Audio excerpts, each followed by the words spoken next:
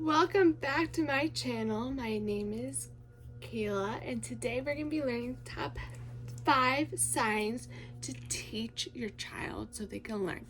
So the first one is help. Help.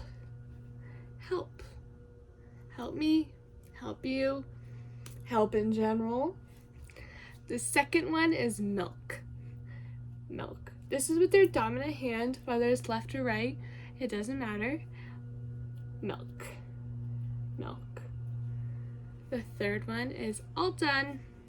All finished. You can just do it with one hand, but you're dominant. All finished. Fourth one is food/eat. It's all your fingers combined and you put it towards your mouth. Then the last and final one is bed. Good night.